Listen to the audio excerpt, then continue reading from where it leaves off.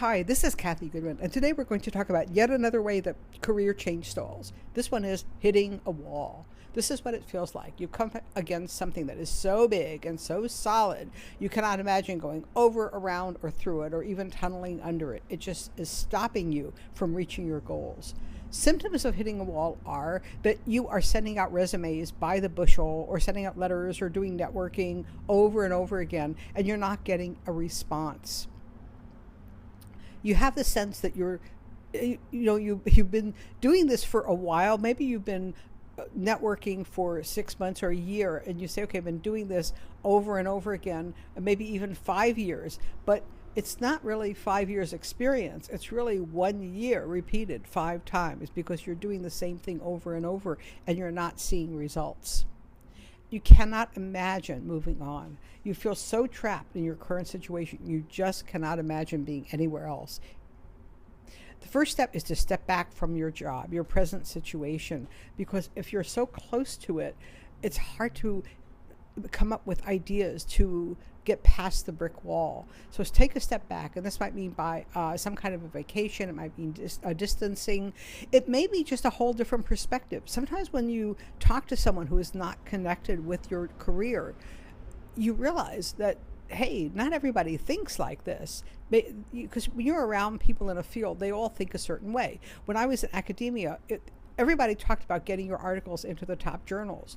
And it wasn't until I looked around and I said, well, I was successful in getting articles into good journals, but I realized not everyone in the world based their life around getting articles into journals. And that was a totally different perspective and a really good first step into a career change.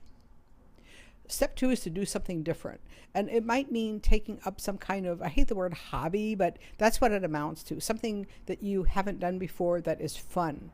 This will totally rearrange your brain cells. I know that's not a scientific way of putting it, but that's the idea. So if maybe taking a painting class. I live in Philadelphia and everybody here takes classes. So that's one of the things we do for fun. So it might be a drama class, an improv class, a public speaking class, literature class, or writing class, something that will get your brain cells working in a new way. And you may find you also gain new skills. I've been doing improv for a long time, and now I'm doing stand-up comedy, and that totally changes the way I approach my business, the way I speak to people, and I've picked up new skills in the way I relate, even at networking meetings. So try something that you have not done before. It's really important to think about what do you do every day and every week, and what can you do that will be different from what you're doing now. That's the most important component. Find a new approach. So you may have been going after a job and say, okay, I've got to get a new job, and you're not getting anywhere. So what you may say, okay, well, just allow yourself to brainstorm. What if I were to start a new business? If you're a certain age or you've been in a very narrow industry, that may be your best option. I will never tell someone to stop looking for a job and start a business because there is some risk. But for some people, the risk is greater if you keep looking for a job than if you branch out on your own in a safe, controlled, disciplined way. You may want to look at related career fields. Instead of pursuing one single career field, see what else is out there. And there may be a surprise, maybe something totally different that can use your skills. You can network in new places. I know I fell into this trap at one point when I was going to the same places over and over and talking to the same people and nothing was happening. Then I started talking to people in a whole different arena with maybe people of totally different background. And all of a sudden it was like, wow, these people have a whole new framework. They can give me introductions to new people, give me new ideas. So going to a new place to network is a really good start. And finally, this is pretty extreme, but consider relocation.